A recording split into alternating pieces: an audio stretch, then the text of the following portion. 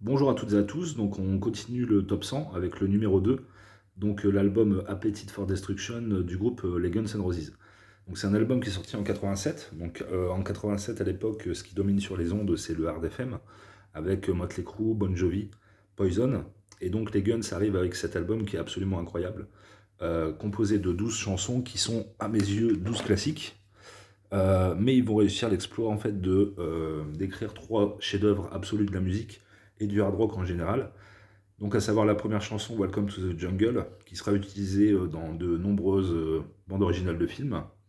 Paradise City, qui est une ballade vraiment très très intéressante. Et la ballade Sweet Child of Mine, avec ce son de guitare si caractéristique, sachant que Slash c'est un guitar héros novateur pour l'époque, dans le sens où il va avoir des sons de guitare assez originaux. Je pense notamment à Welcome to the Jungle, le riff très métallique de sa guitare, qui est vraiment phénoménal. Et il faut savoir que, hormis ces trois morceaux-là, qui sont les trois chefs-d'œuvre de cet album, bah, tout le reste est bon, quoi. My Michelle, Mr. Brownstone, Rocket Queen, Anything Goes, It's So Easy, Night Train, enfin voilà, c'est un chef-d'œuvre. Et ça va être la déferlante commerciale des Guns N' Roses qui commence avec cet album en 87 et qui atteindra un point d'orgue en 92 suite à la tournée et la sortie des deux albums Use Your Illusion 1 et Use Your Illusion 2. Donc voilà, ça c'est mon album préféré des Guns, c'est un album que j'écoute depuis 30 ans, depuis plus de 30 ans, et je m'en lasse pas, c'est vraiment, vraiment incroyable.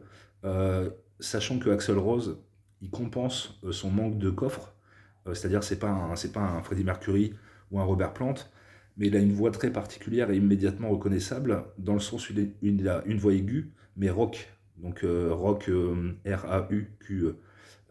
Et donc c'est vraiment immédiatement identifiable, la manière qu'il a de chanter, et il compense donc son manque de coffre par son attitude en fait. C'est-à-dire que les Guns, c'est l'attitude, c'est punk, c'est on est drogué, on picole, enfin on est des rebelles.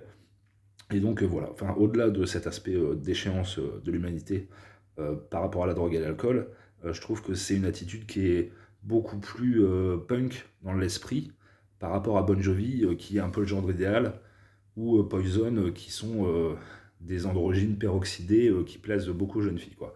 Donc voilà, donc ça met un coup de pied dans la mare par rapport au Hard FM, et donc c'est un chef-d'œuvre. Donc voilà, je vous conseille, donc c'est le numéro 2.